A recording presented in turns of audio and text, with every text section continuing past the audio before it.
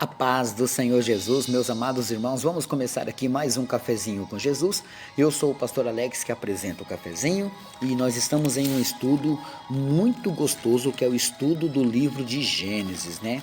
Eu não sei se eu já comentei aqui nesse estudo todo, mas eu vou falar. Você sabia que o livro mais antigo da Bíblia não é Gênesis?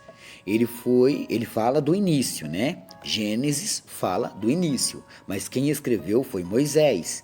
E o que acontece? Existe um livro mais antigo do que Gênesis. Não estou falando de que fala de outro princípio, não.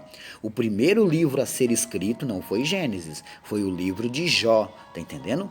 Muitos estudos apontam para o livro de Jó como o mais antigo. Bom, isso é só uma curiosidade para você ter um entendimento. A própria Bíblia cronológica, eu também tenho ela, e é uma Bíblia muito legal, muito boa. A Bíblia cronológica começa com Jó, para você ter uma ideia, né? Lá tem algumas coisinhas muito interessantes. Mas, vamos lá? Antes que eu me esqueça, já começou a votação lá na minha página no Facebook, Cafezinho com Jesus, o sabor do saber. Vai lá e dê seu voto, né? Qual é o próximo livro que nós vamos estudar? Eu já coloquei lá e você dá o seu voto lá, tá bom? 1º e 2º Samuel é um voto, Ruth é o segundo voto e Jonas o terceiro voto, né? Você vai lá e escolhe qual você gostaria de estudar com o pastor Alex. E assim que terminarmos Gênesis, eu vou fazer a contagem e ver qual livro vocês escolheram. Amém? Vamos lá? Ontem nós paramos no capítulo 41, verso 32, onde José está diante de Faraó e ele começa a relatar as coisas que Faraó sonhou, né? Lembra que Faraó sonhou com as vacas e com as espigas? Então, e agora José começa a interpretar o sonho, mas ele está dizendo que toda a glória é de Deus, não é dele, né? E nós paramos no verso 32. Só que olha que interessante, José não é nada bobo. José vai dar um conselho para o rei. Olha, vocês vão ter 7 anos de fartura e 7 anos de escassez. Então, nesses 7 anos de fartura, você tem que ter um homem muito bom para trabalhar, para guardar, para armazenar todas as coisas que vierem. E aí, depois, quando chegar os 7 anos de fome, você e o Senhor, todo o seu povo, vai conseguir escapar da fome, porque esse homem conseguiu guardar, controlar tudo isso, né? Veja o verso 33. Portanto, o Faraó se proveja agora de um varão entendido e sábio. Olha ele falando dele mesmo para ver se Faraó capita, né? Se ele pega no ar. Entendido e sábio, e o ponha sobre a terra do Egito. Faça isso, Faraó, e ponha governadores sobre a terra, e tome a 5ª parte da terra do Egito nos 7 anos de fartura, né? Porque Deus mostrou para Faraó que ele teria 7 vacas gordas e 7 espigas boas, né? Primeiro, depois 7 vacas magras que vai devorar as gordas e 7 espigas que vai devorar as 7 espigas boas. Então o que acontece? 7 anos de fartura e 7 anos de escassez. Foi o que ele ali introduziu para o Faraó. E agora ele está dizendo para o Faraó: arruma um homem aí, ó, muito bom. É como se ele estivesse falando e dando um sinalzinho com a mão dele, apontando para ele mesmo. Ó, um homem muito inteligente, sábio, né? Já apontando para ele mesmo, né? Verso 35. E ajuntem toda a comida destes bons anos que vem e amontoem trigo debaixo da mão de Faraó, para mantimento das cidades, e guardem. Assim será o mantimento para o provimento da terra, para os 7 anos de fome que haverá na terra do Egito, para que a terra não pereça de fome. E esta palavra foi boa aos olhos de Faraó e aos olhos de todos os seus servos. Verso 38. E disse Faraó a seus servos: acharíamos um varão como este, em quem haja o Espírito de Deus? Depois disse Faraó a José: pois que Deus te fez saber tudo isso, ninguém há tão entendido e sábio como tu.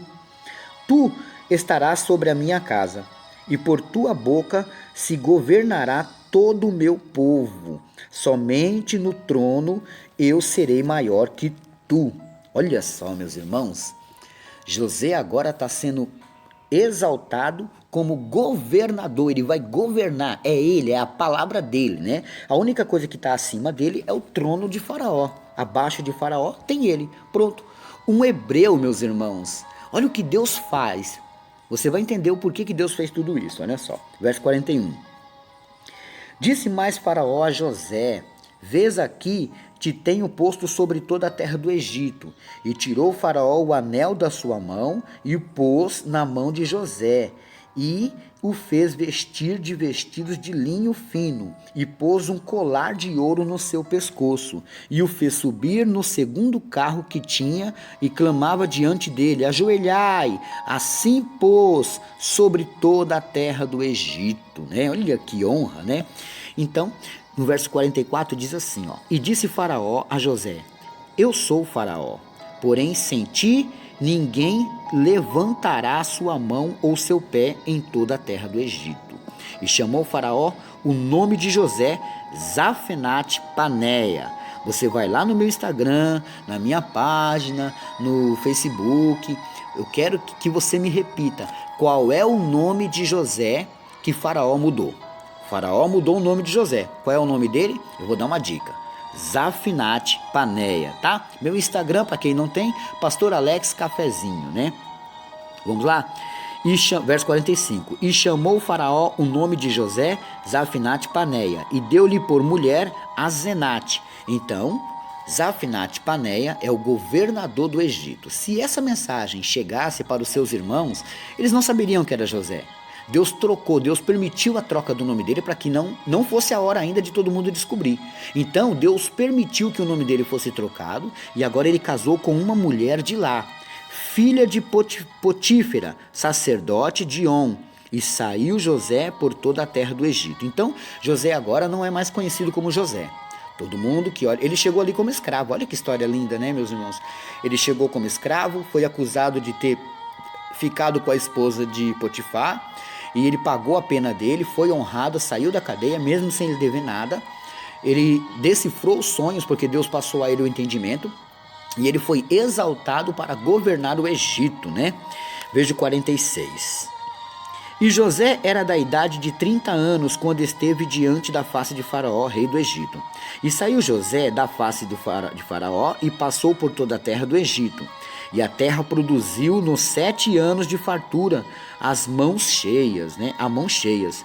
E ajuntou todo o mantimento dos 7 anos que houve na terra do Egito, e guardou o mantimento nas cidades, pondo nas cidades o mantimento do campo, que estava ao redor de cada cidade. Então, ele fez aquilo que ele falou. Dentro dos 7 anos, ele conseguiu armazenar. Tudo que se plantava, colhia e guardava. Colhia e guardava. Para quê? Para suportar a época da sequidão também, né? Da fome. Verso 49. Assim ajuntou José muitíssimo trigo como a areia do mar, até que cessou de contar, porquanto não havia numeração. Ele já não sabia, tipo, quantos milhões e milhões e milhões, já não tinha mais número para dizer quanta coisa já tinha guardado, né? E nasceram a José 2 filhos, antes que viesse o ano da fome, né? Então ele teve 2 filhos com a mulher dele. Qual é o nome da mulher de José? Azenate. Então, Azenate teve 2 filhos com José. Vamos ver o nome dos menininhos, né? Vamos conhecer a família de José? E nasceram a José 2 filhos antes que viesse a fome, que lhe deu Azenate, filha de Potífera, sacerdote de On. E chamou José o nome do primogênito. O primeiro filho dele se chama Manassés. Por que o nome do menino foi dado como Manassés? Ele vai explicar. Porque disse, Deus me fez esquecer de todo o meu trabalho e de toda a casa de meu pai, né? Então, o nome da criança Manassés foi uma alegria tão grande que ele esqueceu de todo o seu passado, meus irmãos. O nome da criança Manassés é esquecer do passado, né? Eu não vou falar da igreja ou do que fazem certos tipos de orações, né, meus irmãos? Na verdade, isso aqui, você não pode pegar isso aqui como uma oração. Eu vou pôr a mão na cabeça da pessoa e vou fazer a oração de Manassés para que você esqueça o seu passado. Meus irmãos, não funciona dessa maneira, né? Você não precisa disso. Mas tudo bem, eu não vou entrar nesse mérito, né? Não vou entrar nessa situação aqui, não. Então, o nome do primogênito dele se chama Manassés, que diz que ele esqueceu o passado. Verso 52. E o nome do segundo chamou Efraim, porque disse: Deus me fez crescer na terra da minha aflição.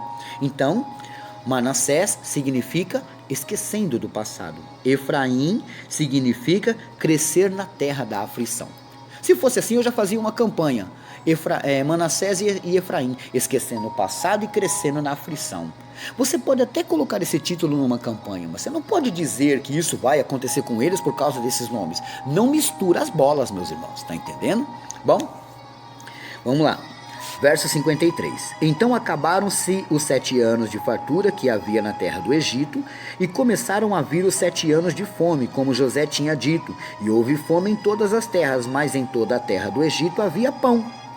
E tendo toda a terra do Egito fome, clamou o povo a Faraó por pão. E Faraó disse a todos os egípcios: Ide a José, o que ele vos disser fazei. Havendo, pois, fome sobre toda a terra, abriu José tudo em que havia mantimento e vendeu aos egípcios, porque a fome prevaleceu na terra do Egito. E todas as terras vinham ao Egito para comprar de José, porquanto a fome prevaleceu em todas as terras. Então, entenda. Se Deus não permitisse que Deus precisava que José tivesse um encontro com o governo do Egito. Deus precisava levar José para governar o Egito. Como? Como que o Egito ia dar essa oportunidade para José? Então Deus criou uma situação.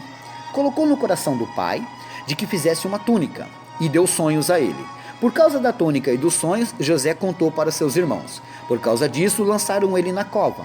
Venderam ele para os mercadantes que levaram para o Egito, aonde Potifar o comprou e colocou na sua casa, aonde a mulher de Potifar fez com que ele mentisse contra ele. Deus não colocou isso no caminho dele, Deus permitiu que as coisas acontecessem, mas era tudo um plano.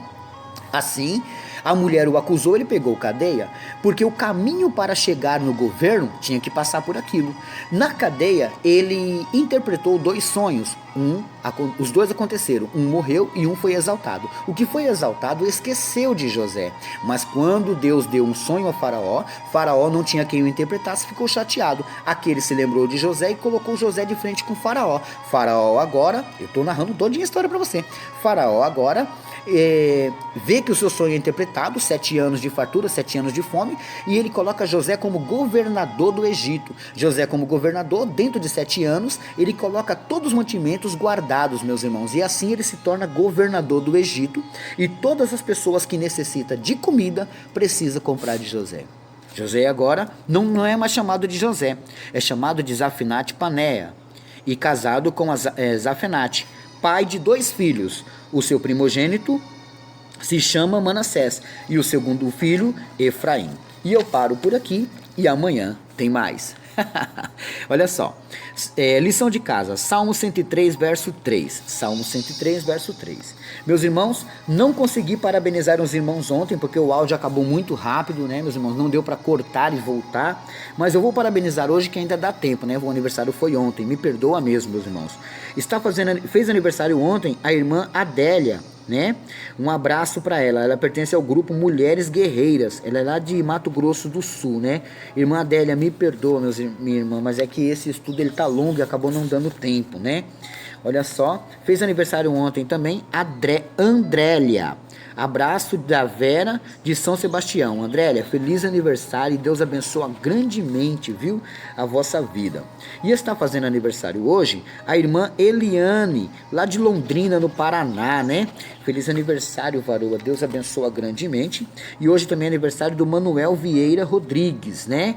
Ele pertence à Igreja Apostólica Carvalho de Justiça, e também a Michele Oliveira Santos, que pertence à Igreja Apostólica Carvalho de Justiça, né? Bom, tem mais 2 aniversariantes. A irmã Veranice, lá de Minas Gerais, feliz aniversário, varoa, Deus abençoa grandemente. E a irmã Beatriz, que é filha da irmã Rosa, lá da Bahia, né? Beatriz, feliz aniversário, Deus abençoe a todos e amanhã tem mais.